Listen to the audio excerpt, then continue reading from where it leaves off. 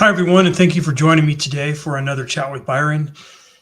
I'm Byron Lowe, and I'm a coach, and I enjoy kind of walking you folks through some just interesting things that I think that are important to know. Today, we're going to be talking about something that's kind of unique, and this actually goes back to it was developed by these two gentlemen, Jim Lair and Tony Schwartz.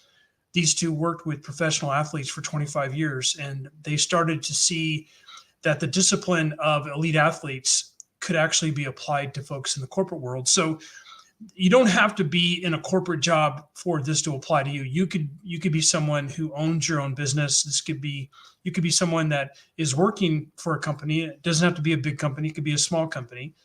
You could be a school teacher. You could be an attorney, an accountant. It doesn't matter. But it's really about, I want to kind of show you how there's some parallels between how a professional athlete prepares themselves and how we can in the corporate world, in the business world, how we compare ourselves. Because what Lair and Schwartz kind of figured out is that it's really about, in order to have this ability for sustained performance, the professional athlete literally thinks very differently than everyone else, because they understand that it's absolutely about, there's a whole series of things. There's a chain of events that have to happen in order for them to perform. And with us today, especially living in this post-COVID world, we're under a tremendous amount of stress and pressure, and the financial pressures and the balance of keeping everything going both professionally and personally. It has led to a lot of us experiencing burnout. So we're going to talk about today kind of the correlation between the corporate athlete and how having this idea, this framework for managing your energy could actually be very helpful. Because when we talk about this idea of the corporate athlete, it's not the time you dedicate to your work. It's not about the time you dedicate to your family, which determines if you're going to be successful or not. But it's really about the energy that you have at your disposal that you can call upon. And energy is what we have every single day. Some of us have more than others, and some days we have more than other days. But if you look at this comparison between a professional athlete and a corporate athlete, a professional athlete, they generally spend about 90% of their time training and committing themselves to getting ready for their performance, which is about 10% of the time when they actually perform their job and what they're paid for. It's a 90-10, ratio. When they are training, they have the absolute best of quality of everything you can think of, from nutrition to hydration to sleep to exercise to physiology support to psychological support, rest. Everything is aimed at that 10% of the time that they can perform at their optimal. And they typically enjoy about 4 to 5 months of off season where they're not necessarily performing at that 10% of the time. And they're still training during that off season. And some may take a week or two off, but it used to be back in the 60s and 70s, even like NFL players and NBA players, they would actually have a job in the off season because they needed something to do, and it wasn't necessarily common for those professional athletes at that time to be training like professional athletes today. They really never stopped training, and they don't overtrain, because even when they are training, there are certain days that they might actually go very, very light. But on average, a professional athlete has a career of about 5 to 10 years, and they generally have enough savings that they've accumulated with the 10% of their performance. I mean, they're paid for 100%, but it's really the 10% of their time when they're actually they're performing in front of a crowd of some form. They have enough savings to last for a lifetime. So for a corporate athlete, so you compare a professional athlete to a corporate athlete. A corporate athlete spends about 90% of their time performing, and luckily they'll have 10% for training. And most folks that I talk to, and most it's because I work with some large companies, and larger companies do provide some training. But if you're coming from a mid cap company and even a smaller company, there isn't a lot of resources. There aren't a lot of resources for training. So if a corporate athlete does spend 10% of their time on training, it's on their own dime. They're paying for that out of their own pocket. So if you're working for one of those big, huge corporations, you know, God bless you, because you're one of those folks at that level who work for those really, really big companies. That's more of an anomaly. Most of the folks in North America, they work for small businesses and they don't have training. They practically work 100% of their time, not 90%, but they work long hours. This is for most of us in North America. We work long hours, and many of us are in very stressful circumstances in our jobs, and often, and it's self-imposed, but it's poor nutrition, poor, wellness, poor sleep, poor hydration, all of that. And they generally have a corporate athlete generally has an off season, air quotes, off season, that amounts to a few weeks of vacation a year. While they're two things. One, while they're on vacation, they still take calls, they still answer emails, they still check in, and they still might even keep an appointment. So are they really off when they're on vacation? And the second point, a lot of folks aren't even taking vacation. And some folks are cashing that in at the end of the year for money. Some people, it can roll over to the next year so they can save it at retirement. The point is that in North America, as corporate athletes, our off season, we're not very good at that. We're not very good at taking that time off. So the question is, what can be controlled? Is the energy available for corporate athletes? Because I think professional athletes are more cognizant of their energy availability. And with a corporate athlete, with their increasing awareness of their energy, is to be able to perform so that they can perform both personally and professionally, because it's a both and. It's not one or the other. It's both. They have to perform at a personal level and a professional level. So to maximize our energy, we need to develop what I would consider this concept called the corporate athlete. So this is kind of how it breaks down. So we have, and again, I'm going to be revisiting each one of these, but let's start at the bottom. The kind of foundation is the physical energy. The physical energy is the most fundamental form. It's influenced by, as you can imagine, nutrition, exercise, sleep, and rest. Just as athletes follow rigorous training and nutrition regimens, employees need to maintain physical well-being. Physical well-being, or I would say well-being in general as a foundation, especially for the physical energy part, needs to become a non-negotiable, where you have in your life regular exercise, regular times for breaks, healthy eating habits, sufficient sleep, periodic breaks during your work. Studies show that regular physical activity improves in concentration, sharpens memory, and accelerates learning, enhances creativity, and lowers stress. Even today, I was talking with someone at the gym, because I work out at the gym pretty early in the morning. I was talking with someone about sleep. And looking back, I have been on this trek to improve my sleep for over 15 years. And there's some reasons why I've been trying to improve my sleep for 15 years. It's just that I don't get great sleep, and I want to have better sleep. And there are some nights that are better than others, but it is a constant. I'm constantly managing my energy. And on the physical energy side, physically, this is where it all starts. It starts with nutrition, hydration, and sleep. That's pretty basic.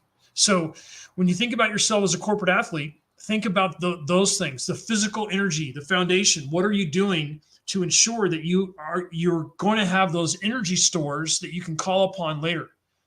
The second level is the emotional energy, which is really the quality of our presence.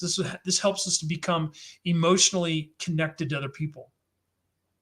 Emotional energy refers to our ability to manage emotions and remain calm and focused under pressure. It was the day before yesterday. I was watching SportsCenter, and they were all talking about.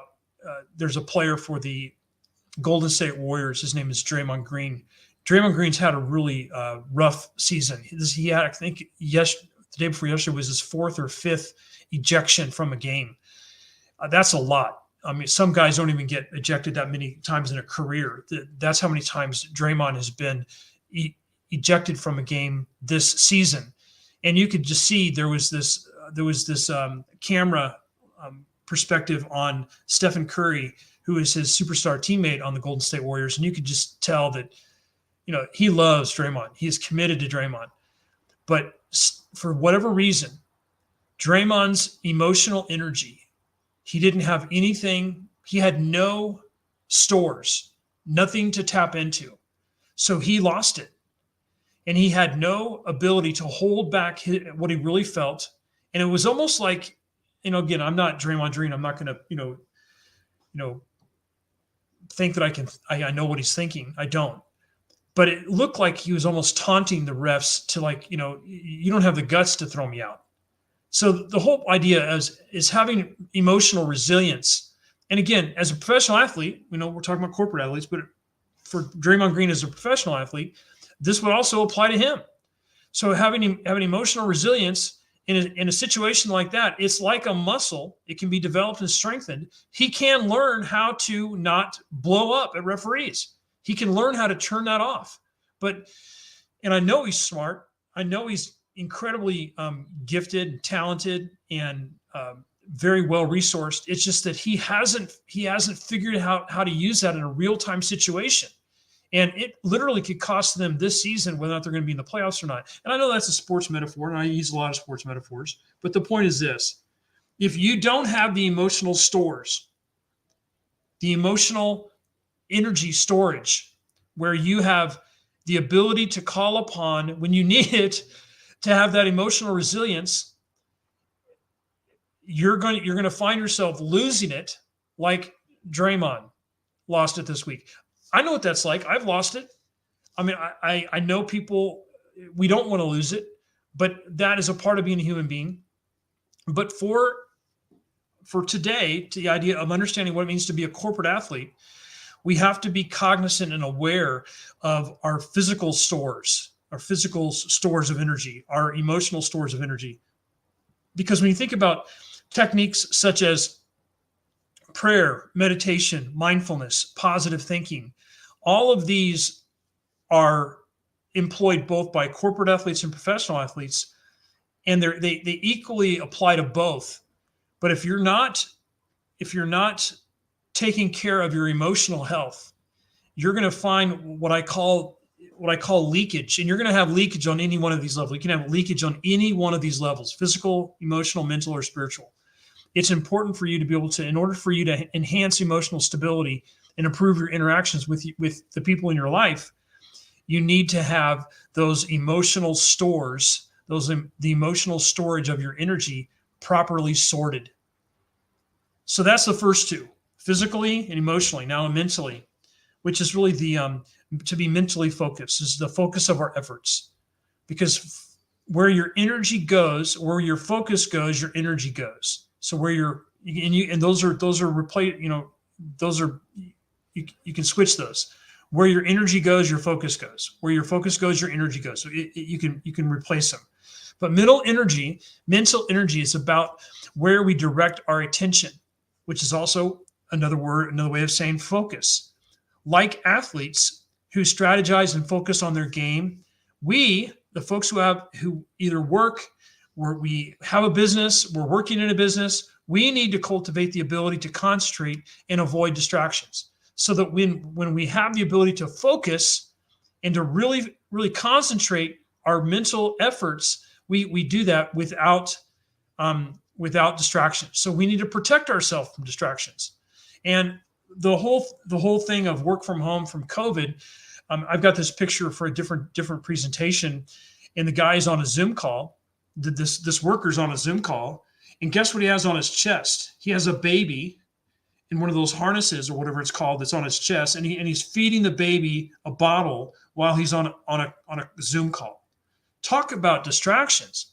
I mean, there's nothing wrong with feeding your child, but if you're trying to work, I just can't. I mean, that's why a lot of these big companies and big corporations and most companies are like, they're saying, come back to the office. You're going to get more done. Well, what we learned in COVID was we actually ended up getting more done at home, but then now that's kind of come back full circle. I think we found ourselves so distracted at home that we need to we need to go to the office for work for some of us.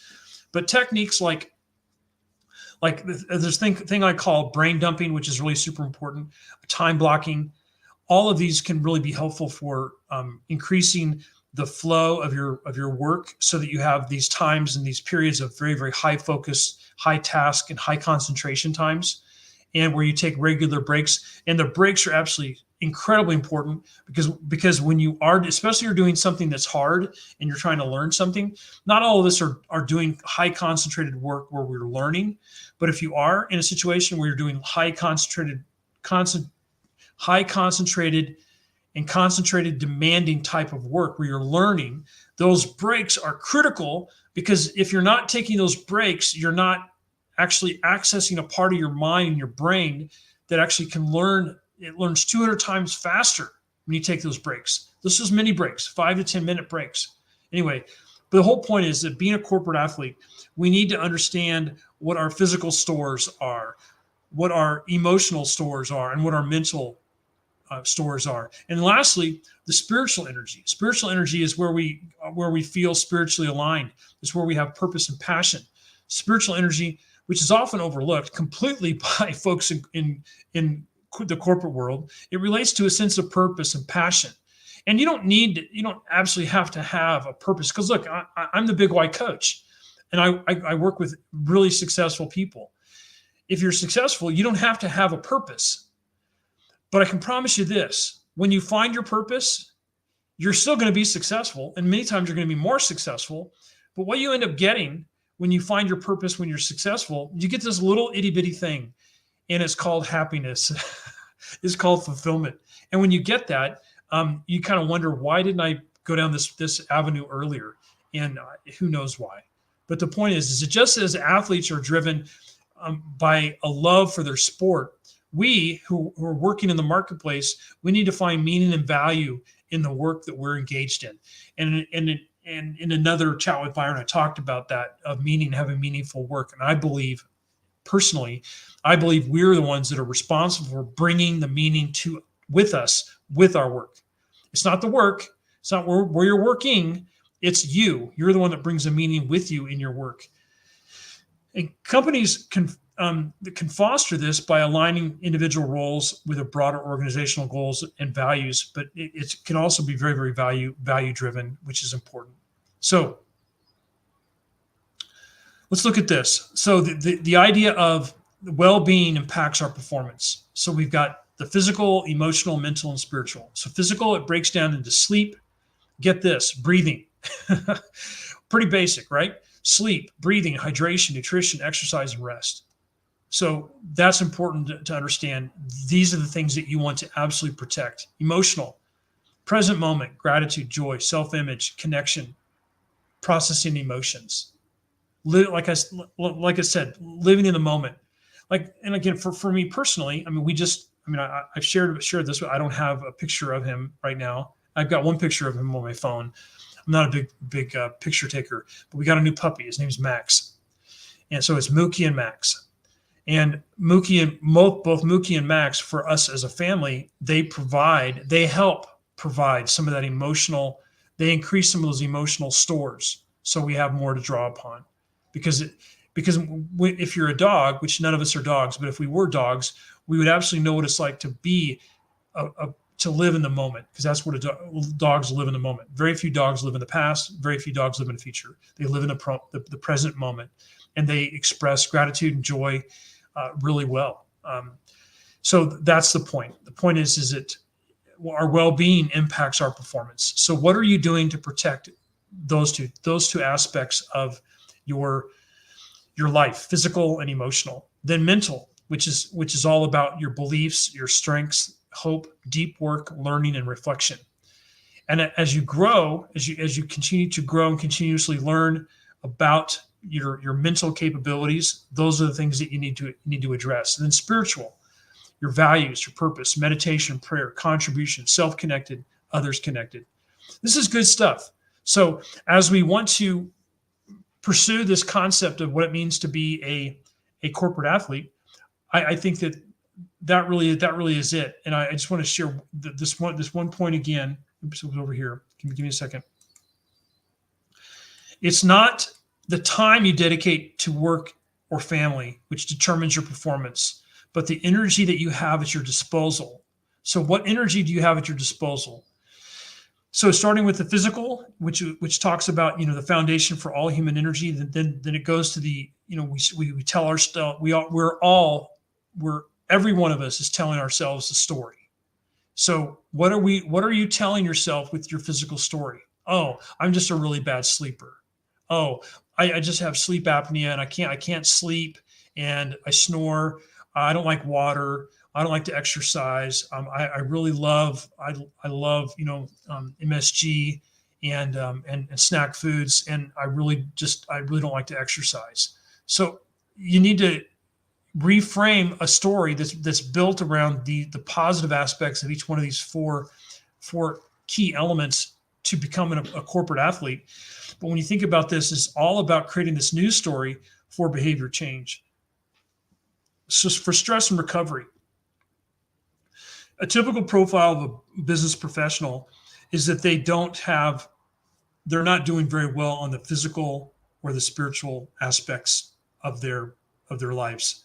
On the emotional and the mental, they might be doing better, but there's not enough recovery. There's not enough time.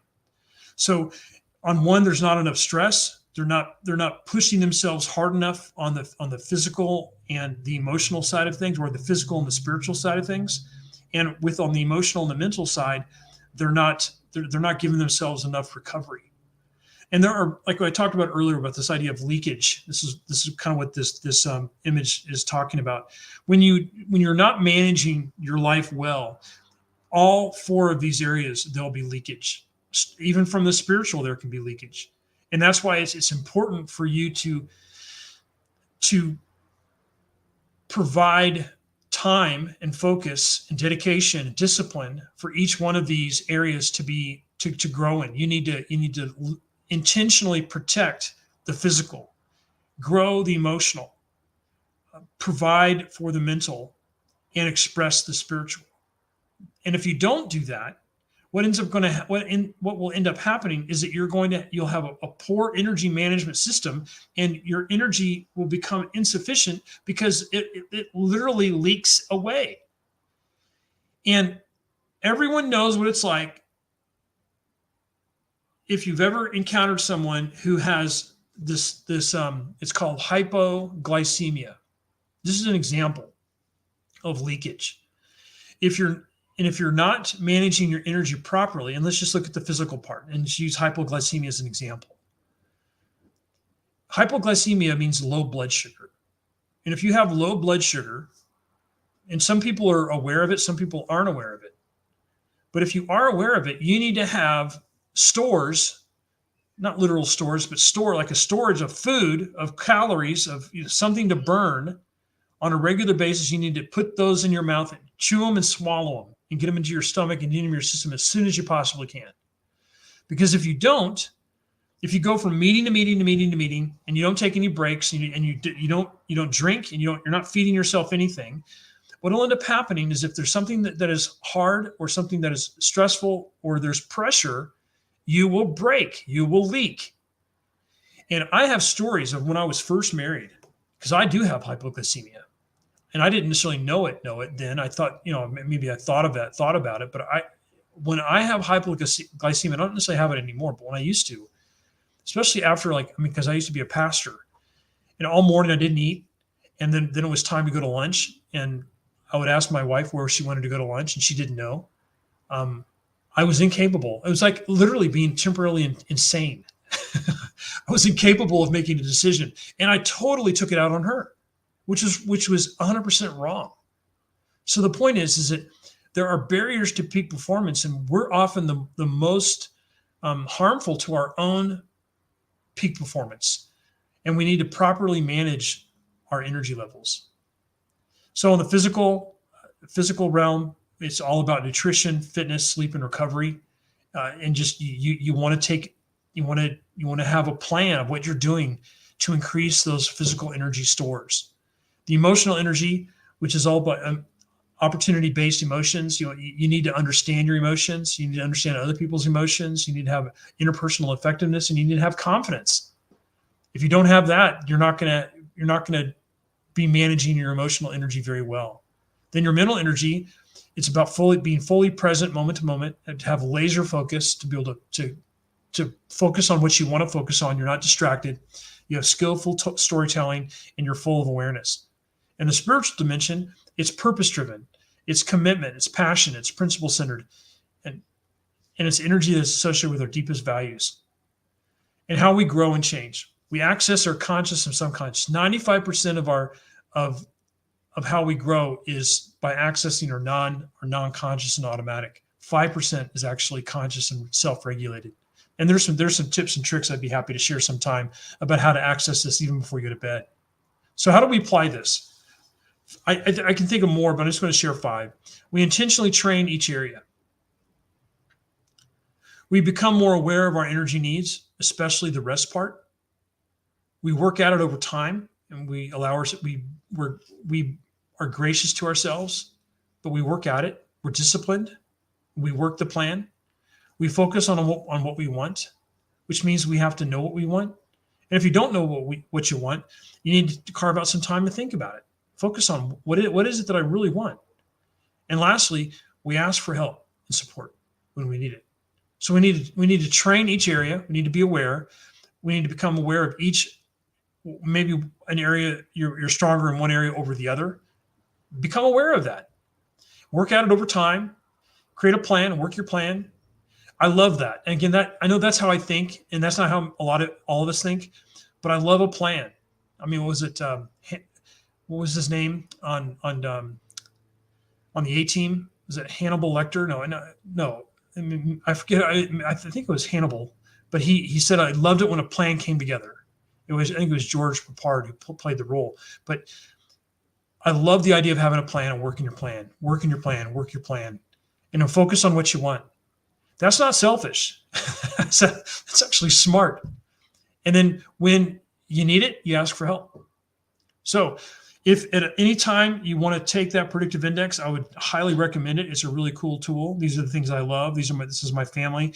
And I do need to, and I haven't, this is all stuff that was made in November, December, all these slides. And little Max wasn't even born until, I forget, sometime in December. The point is I need to add him to this list because you've got Zeke and Mookie and obviously my family. And the Chiefs won the Super Bowl. And yesterday was the opening day for the Padres. So it was a good day for me. For me, this is the most wonderful time of the year because we've got baseball starting. We've got college basketball with March Madness. And even NBA basketball is going to start getting interesting with the playoffs. So this is a great time of year for me, even though we don't have football. But it's always sports oriented. But I would love to have a chance to have a conversation with you. Please consider going to byronlow.com/join if you want to join the community of 1% Better. I would love to hear from you. Reach out to me. If there's multiple ways of doing that, but I would love just know if you have a question or thought or concern. I would love to hear them. But thank you very much for taking the time to be with me today, and have a great Easter weekend. And we'll see you next week. Take care.